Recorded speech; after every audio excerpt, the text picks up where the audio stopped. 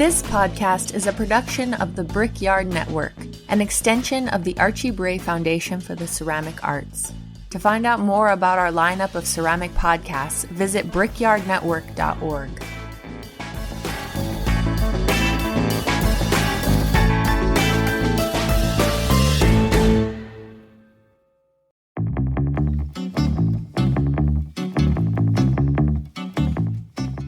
Hey, this is Erin with Cornell Studio Supply, located in the gem city of Dayton, Ohio.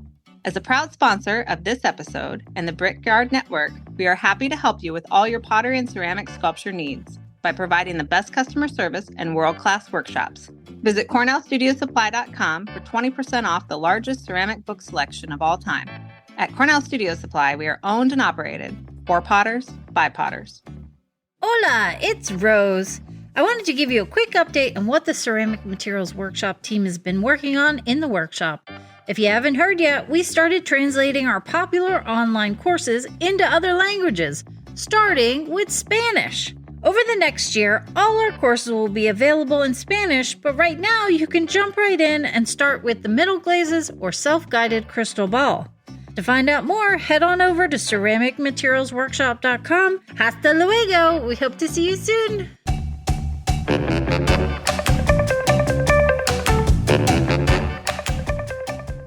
Hello, my name is Kathy King, and welcome to the For Flux Sake podcast. I'm coming to you from the Harvard Ceramics program in our fair city, Allston, Massachusetts. I'm here with Rose and Matt Katz of the world-famous Ceramic Materials Workshop, and they are ready to answer your burning questions about clay and glaze.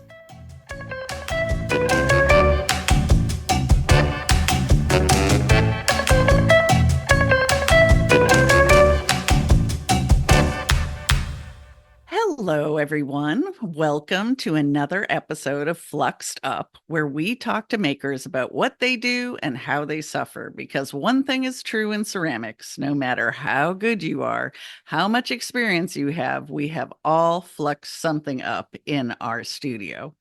Our esteemed guest today is Meredith Host. Hello, Meredith. Woo!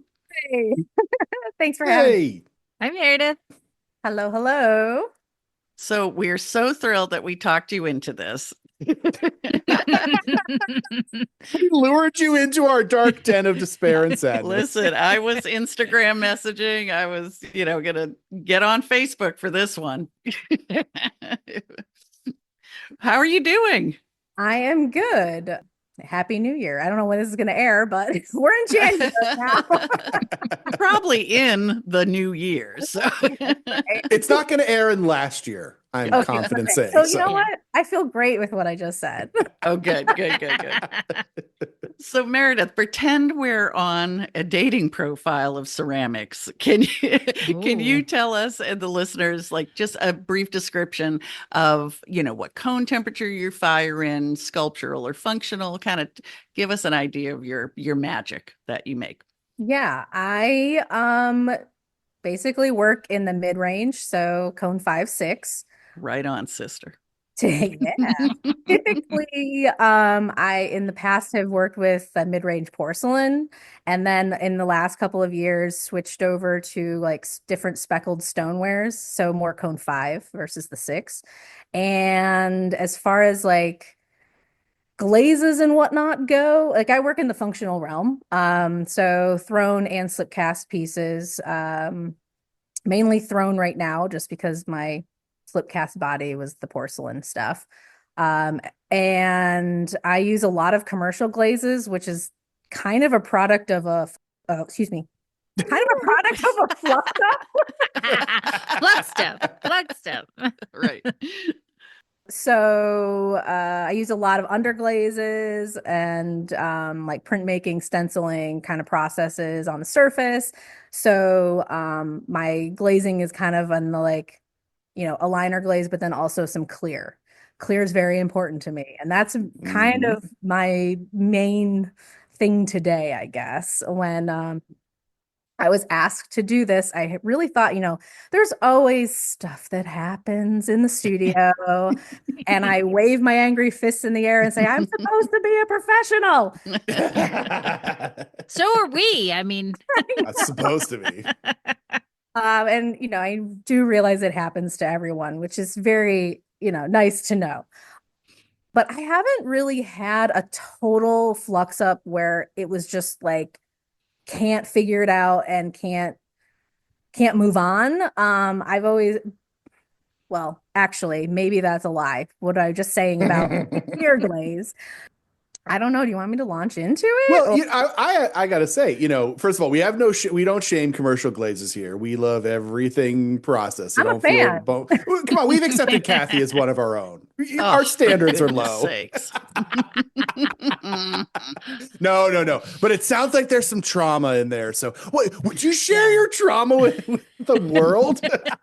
Yes, let's talk about some glaze screwing up. Actually, it's kind of fun that Kathy, you're here and I'm talking about this because you came way back when, this is before the internet had a bunch of glaze recipes for all of us to try. A visiting artist to RIT, School for American Crafts, where I was doing a post-bac sort of residency. And you brought this whole like pamphlet that you drew on and made it super fun with your glaze recipes and, using Underglaze and what clear would work with these stains. And it was a game changer for me. Like legit. I was in the process of moving from cone 10 reduction to my baby step to cone 10 oxidation to try to get some brighter colors. And it helped sort of embrace that cone 6 for me and launch into that, which has been my life since. So thank you. So proud. And the glaze on there that I used for years successfully was Kitten's Clear. I know, me too.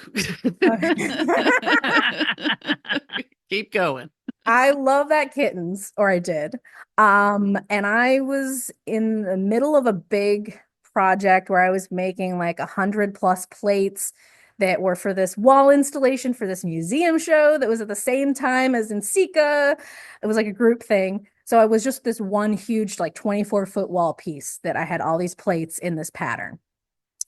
I ran out of my kittens like midway and I was like, well, mix it up. Like no big deal. I had the same bags, same everything. And all of a sudden, I did actually test it, which was, I'm shocked I actually did because I was like, this is my workhorse. I know it works. Right. But I tested it and it was phrasing, cloudy, looked completely not like what I anticipated. Wow. And I was like, oh no, I have like 60 more plates for this thing. So I kind of at that point underestimated the ability to test glazes when you are, not in an academic atmosphere or like a residency or somewhere like an art center that has a full glaze kitchen. So it kind of felt like I am in trouble because I have a deadline. So I got to go commercial, I think. And I did. So I went with Amico HF9 zinc-free clear, which is amazing and works great. And honestly, I haven't left it since this incident. I'm also always searching for that like elusive clear that is stable, zinc-free, doesn't craze, and also, isn't cloudy or bubbles in there. And so, wow. I know I've been stuck in the commercial realm because I can't really test. So literally, or, I just, buying all those materials just to make little tests that may not work. Wow. Did you? I'm really interested in that because I still use Kitten's Clear, but it's been, revised and changed. And crazing was the problem that I ran into, but it never went cloudy for me. I mean, on Glaze, so many people have revised that glaze as well. So did you ever find out what was cursed about that bucket? No, and I was like, okay, I must have fluxed something up with this mix, and so I did it again. Nothing, same deal. And I was basically like, I have to wash my hands of this glaze. I'm done. No. Just walk away and burn it. I did mix some up for the community college that I work at. Slide it under the table. You guys can deal with that. And I was like, actually, it was a little bit better. You know, it's still a little cloudy. I wouldn't say it's crazing, but it's kind of a little bubbly. And it before wasn't. Wow. So anytime I see someone using like a mid-range clear that looks good over underglazes, I'm like, what is that? Yeah. Which one is that?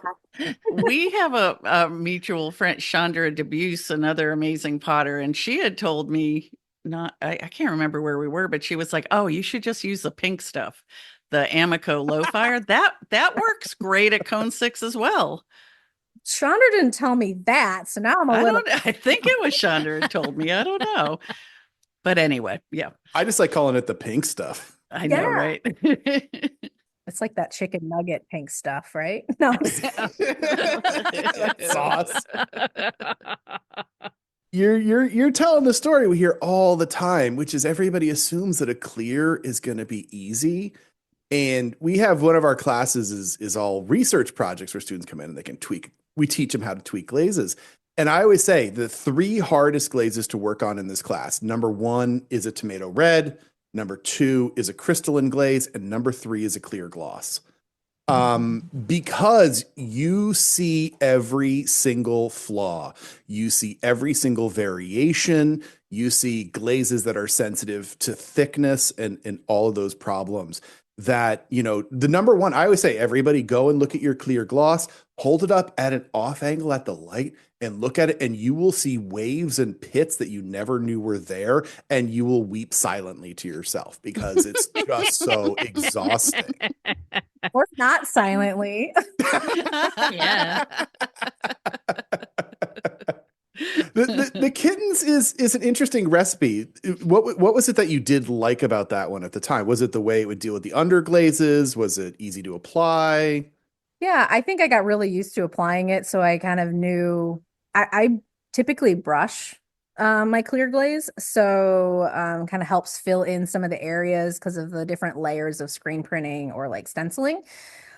I find a dip sometimes makes air pockets in those like edges, but I don't know. I got really used to just applying it and knowing exactly how much it needed, and it was super crystal clear, like not, and stable. I didn't really want, and I still don't really want pulling. Yeah, True color with the underglazes. I don't know. I didn't have that cloudy or bubble at all inside, and just changed Yeah, one. it was so forgiving. I mean, for the most part. And I should mention too that glaze is originally it's the Val Cushing Will Last a Night Clear from the Val Cushing handbook. And I was in grad school, and we were talking about a jerk visiting artist who had named all their glazes after themselves and wouldn't share any recipes with us. So my friend and I decided to name it something, and her grandmother's nickname for her was Kitten. So that's where it came from, Kitten's Clear. I love that. Wouldn't it be funny if people started calling this glaze that? Candy King, all this time together, I had no idea you had named that glaze. Oh, yeah. You 3 in the morning. Told us that. 3 in the morning at University of Florida. Yep. Oh that is my too legacy. Funny. And now Meredith has ruined it. It. She just slandered you and Val Cushing. Oh my gosh. I'm shocked. I prefer the kitten's name for sure. Right. We'll talk to Amico maybe. See if they'll go for it. F9 doesn't have quite the ring to it. Right? No. Exactly. For that haziness that you see, and it's a problem with clears, is what we call phase separation. And phase separation is possible in all glazes. It's worse a little bit in cone 6 glazes. But what happens is you literally form 2 different compositions of glass, and one of them is opaque. And it's that same effect that makes floating blues all streaky and cool. That's exactly that same condition. But in a clear, you can get it if the silica levels go a little bit too high, and it sort of makes that phase separation happen. So everything it looks milky or hazy. And that becomes the big problem. It's a pretty simple fix. You just need to, if you did want to test it, you take the silica levels down, and that's it. It's just the flint. That's all it takes. It's just make a series of tests where you take the flint levels down. It's got a lot. This recipe's got almost 33% silica. So there's a lot of room. But for a clear, like if it solves your problems, as long, with us with mixing glazes, it's always the cost question. Yeah, well, that's part of the issue, right? Like I'm like, well, this one works great, this commercial glaze. However, it is not affordable. Or, I use a lot of it, right? And so ultimately, like I do mix my liner glazes. I have a glaze that I kind of, found a recipe in grad school and like revamped a little bit, added some like Zirco packs or whatever, and it's my toilet bowl white glaze that was my liner that I still use. And then a few other the EM satin base with stains, like that's currently what I'm using for liner glaze. So I do mix stuff, and it is cost effective when it's going to work and you buy what you need and not have to like have a whole glaze kitchen per se, or chemical lab. So I don't know. I feel like I know that testing's involved, but I want someone just to be like, here's the new Cone 6 Clear that's amazing. Yeah, that's a little bit trickier because there's so many variables out in play of how people use it and what clay body they're using it on and how thick, and everybody's got different interpretations of even what a layer is. Like you said, you're brushing kittens. Are you adding anything for brushability, or you're just doing the straight recipe? No, I was just doing the straight recipe. Wow, brushed pretty well. I don't know. No complaints from me from that one. I don't know. That's actually pretty crazy because the whole difference between quote unquote brushing glazes and dipping glazes is usually just adding CMC. Because CMC is the reason why it makes it brushable is that what it's actually doing is that it's keeping the bisqueware from absorbing the water. And so like everybody's had that glaze in their life where you're like, oh, you dip your brush in there and you drag it across the bisqueware and it just dries up before you finish one brush stroke. And that's because the bisqueware's soaking up the water, and CMC basically holds the water in the glaze so you can just keep brushing and brushing. But Kittens has a bunch of Guernsey borate in it, and Guernsey borate has some bentonite and things that help make it a little bit more brushable. But I'm impressed that was brushable without any CMC or any additions. So. Yeah, I think I did add, there was probably 2% bentonite also in there. Yeah.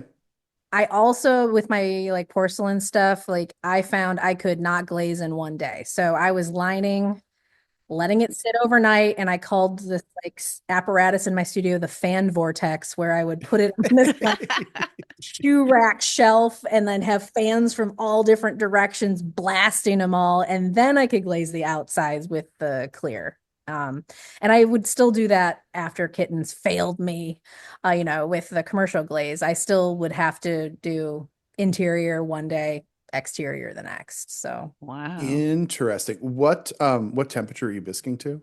That's my question. Well, with that porcelain, it was 04, which maybe was a little, I don't know, it helped with pinholing. And then that Cone 5, like the speckled stonewares, I'm doing like 08. And they both would require the overnight drying? The stoneware doesn't. It's all the porcelain that I would have to really baby. Yeah, or I'd have like what I was wondering. Crawling and stuff just popping off the outside. Well, but and what that is really facing is the huge problem that sort of most people are ignoring, which is the absorption of your bisqueware and how glazes apply based on absorption of your bisqueware. So like why you have to do the drying step is because you saturated the bisqueware during the first step, and then it doesn't have the same absorption when you go to the outside. So the same glaze will literally apply differently on one side or the other. And like a lot of the problems, that you're getting on the porcelain is porcelain said to have very high absorption rates. So you'll get a lot of like thick applications, and crawling is basically always a thickness problem. No matter what people say, it's a thickness issue. You think when underglaze crawls, it's also a thickness issue? Yes. That happens with my black if I like on rims and things. And I brought that up before. Like I was wondering if I burnished it, by handling it too much. Go ahead, Matt. Well, rims. Let's get serious about rims. Rims are a huge. Oh, Kathy just got sad. Oh my God. This is why we need a video podcast. You can see Kathy's face. Because I get excited about talking about glazing rims. Kathy gets all sad. No, rims are a huge problem because we have to talk about what we call the aspect ratio, which is the volume of clay that can absorb water versus the surface area that it has to cover. And rims are a huge problem because you've got exposure on the inside of a mug, the outside of the mug, and the upper rim, but you only have a very limited amount of bisqueware that can absorb water. So it saturates very, very quickly, and you'll tend to get inconsistent coatings on those rims unless you dry it carefully or sort of stack extra layers on the rim if you're brushing or anything like that. And so, yeah, rims can be a huge, huge challenge. But no, to the underglazes, yeah, absolutely. And underglazes, they're variations on a slip or an on-go, depending on how you want to get with that, with just like a ton of stain in them to get to that color. And because it's essentially a slip, with any ceramic material, we have shrinkage issues. And the more something shrinks and the thicker it is, the more it's going to tend to pull away. And so with those underglazes, yeah, you have to be careful of that layering, and they all change from batch to batch, and some will be thicker and some will be thinner, and getting them where you want them is tricky. And you use a lot. That's what we really haven't touched on is you are a crazy, amazing decorator, and you're using a bit of everything. Yeah, I do love my underglaze. Thank you, Amico Velvet. Yeah, and I'm like, the brighter the better. I want saturated gumball colors. Bring it. Yeah, and I'm not using them in like a watercolor painterly way. I am like making them as opaque and bold as possible. So, there's certain ones that I can get away with 2 layers, but a lot of them are 3 layers. And sometimes it's a rare occasion. I think when I mentioned them crawling, it sounded like it happened all the time, but it's just a random piece in the kiln. You can tell that the underglaze kind of pulled and there's just this bare spot and it's ugly, and I will try to patch because I'm all about layering. So maybe I'll put another glaze over it, or I'm going to fix it. Damn it. And you're applying that at leather hard. Yes, Meredith? Yeah, okay. Leather hard, and then they're all bisked on. And I try You bisque on the underglaze before you glaze it. Correct. Pro level advice. If we've never said that before, bisque your underglazes, people. It will make your application better. Oh yeah, I've been known to if I realize that something else, like a piece needed something more underglaze, I'll rebisque it before I glaze because testify. I hate that I have to rebisque, but I know it's gonna be way better in the long run to do so. It will make your glaze application so much better. And all of the problems that people see of the glaze isn't really coating on the underglaze and, it gets really inconsistent, bisque your underglaze and things will go on better. There could still be variation, but. And I've found with a couple of colors, this is not a technical term, but I feel like it eats up the glaze. I have to do thicker coats on certain colors, or else it will be kind of dry in that area, which is odd. But yeah, the more refractory color, like the pinks and the yellows, that damn teddy bear brown. I don't use that teddy bear brown. Well, no, I don't either now. Wait, talk to me about this. I'm not sure. So you're saying that some of them are getting better when thicker, that they're just that refractory? So chartreuse, for example, if it's just straight chartreuse, or if I use it when mixing other colors, I can get away with 2 coats of underglaze with the chartreuse because it's doesn't necessarily change anything. It's pretty opaque at 2 coats. But when I glaze it, I usually, if I have like a chartreuse dot, after I glaze normally, I will put another blob of glaze on top of that chartreuse dot, because for some reason it always is thinner. And I mean, it's probably absorption, right? Or something, I don't know. But if I don't put that little extra on there, it gets kind of a drier, rougher surface on just that particular color. Is it the underglaze that has a rougher surface, or the glaze when you go over it? The glaze is like thinner. The glaze, it feels thinner. Yeah. And like, so it kind of creates, not like a fully glazed surface that's kind of rough. Yeah. I mean, I haven't heard of glaze eating underglazes, but it's an interesting happens. one. Yeah, it totally happens. What I said, not technical. I used to call oolites glaze pearls. So there you go. I don't know. Those sound better than oolites. I do love those little glaze pearls. I mean, I don't love them, but I like them. Okay, so there's a couple of reasons why that could be happening.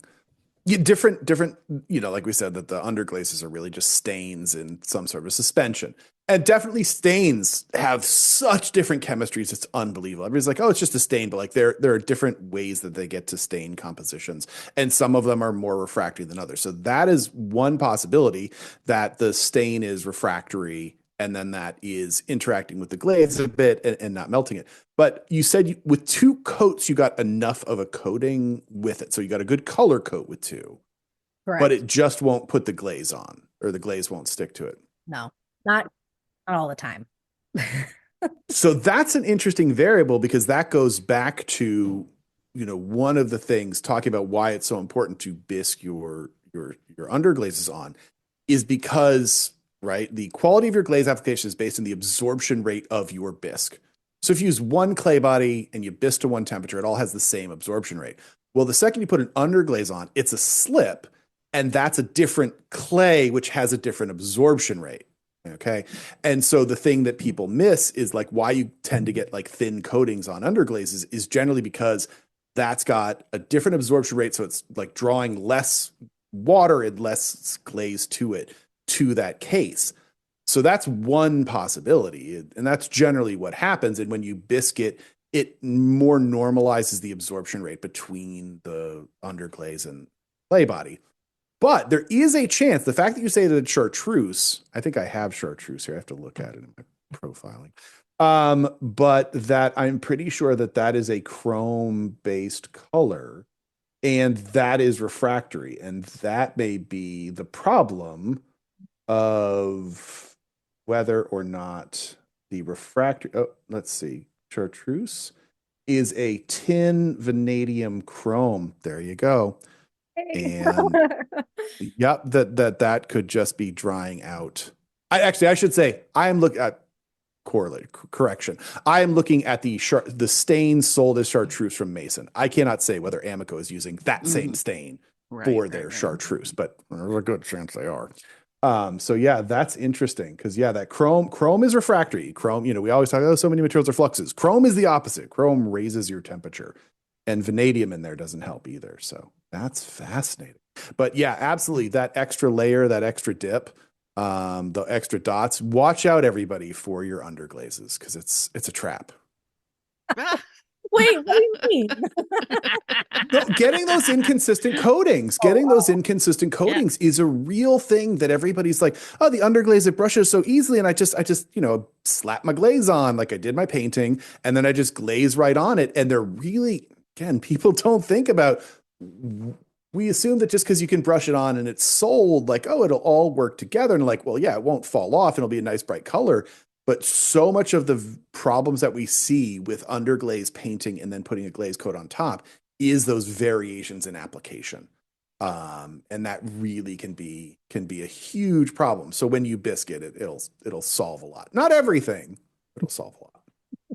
And thinking of your design aesthetic, I was just thinking about one of the reasons I fell in love with Meredith Host originally was at that time, and I don't know if this is still applicable, you had a giant toilet paper collection Oh, yeah. of different, because you were studying the patterns. Yeah, all the patterns and the dots come from my collection of toilet paper and paper towel patterns. So, Oh, yeah, everything based in the polka dot, really. And my Right? collection, I mean, just last week I found a new sample for the collection. Ooh. So Oh. nice. I don't know. I mean, I probably have 200 plus random paper products in bags. Like, Really? Do you My still God. have it all? I can't get rid of that. Come on. I know, right? You need to frame I that. hope That not. needs to be Yeah. a display wall. That would be fun. I feel like I need a like grant to do that or something.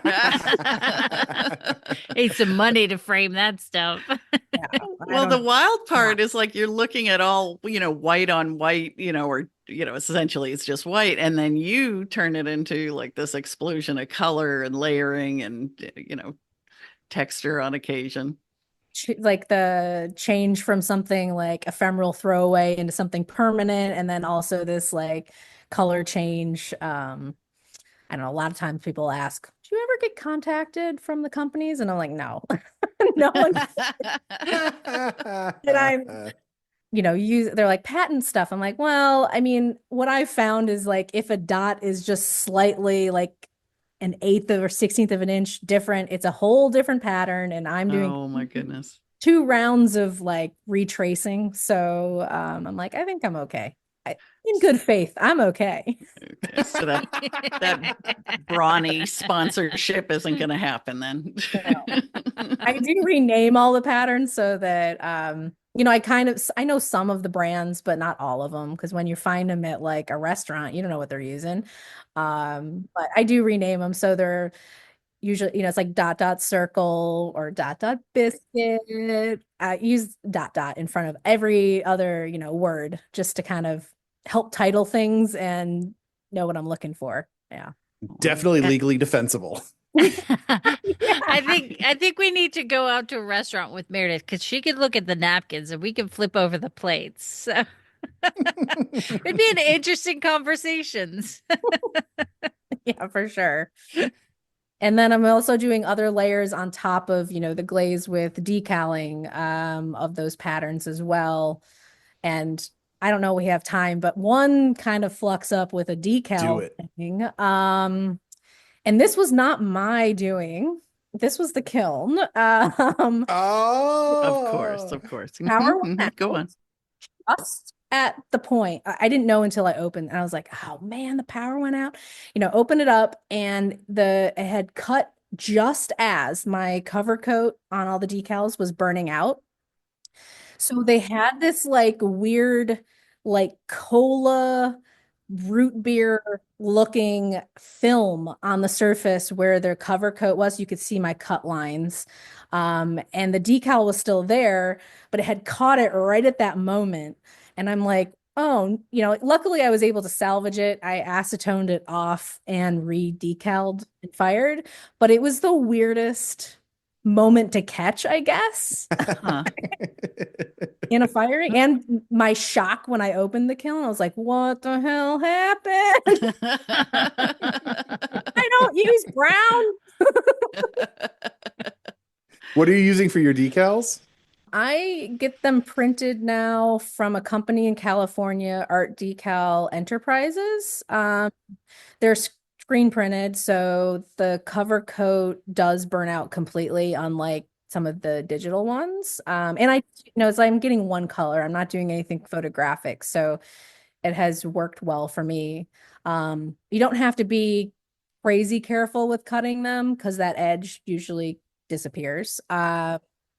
But I mean, the amount of decals I still have like from each batch I've ordered is kind of wild. And I jokingly say, but maybe it's true, I spend half my life cutting out decals. Yeah. Yeah, and storing them all and making sure that, some are when I ordered like 10 years ago that I'm still working on, and then updating certain patterns get used more. But, there is a shelf life, I guess. Like I also keep them kind of in sealed up and with like those silica gel packets to absorb that. Oh, that's a great tip because I've had them dry out. That's a great tip. I also do that with my Underglaze tissue transfers. I keep them in like Ziploc containers, like kind of like a low bin so that they're not folded. And I put those packets in there too. That helps. I put it. Yeah. Meredith, I think what we've come to today is you're doing everything right. It's just life getting you down. Catch it all. Oh my You goodness. you get the official designation pro ding. Doesn't feel like it most days, but I appreciate it. That's all of us. Like even the best factories can have 5 to 10% loss, and like it's and that's ceramics. painful. Yeah. Okay, I do like hearing that. I don't like the 5 to 10% loss, but I guess it could be universal, right? Oh, yes. Absolutely. Yeah. One of the hardest things that we deal with is like everyone expects these things to work perfectly. And especially people coming to ceramics as an artistic practice. And I look at you side-eyed painters where like, yeah, you just buy it from a tube and you slap it on there and it holds. Like, yeah, you're not going through any chemical process. But like we have a process and heat, and that's the benefit that we get in ceramics, that we get to form things and shape them. But like, yeah, things are gonna go wrong. There is no such thing as anything that's gonna be perfect. I guess the one guilt you get in our motto for the show here is you do kind of have to test everything. So you get the Rose test admonishment. Yay. I don't know. I am guilty of not testing sometimes, and I'm like, it works for them. It's going to work for me.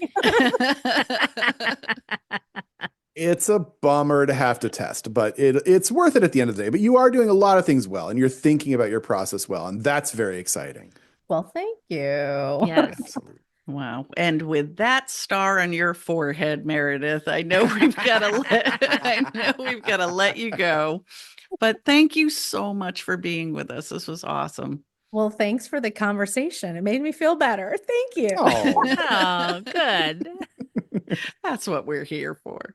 All right. Thanks, Meredith. Bye. Well, folks, that's it for this week's episode of For Flux Sake. I'd like to thank the listeners who submitted questions this week. And if you want your question answered on the show, shoot us an email at ForFluxSakePodcast@gmail.com. So join us next time. And when in your studio, remember what Rose always says. Always remember to test, test, test.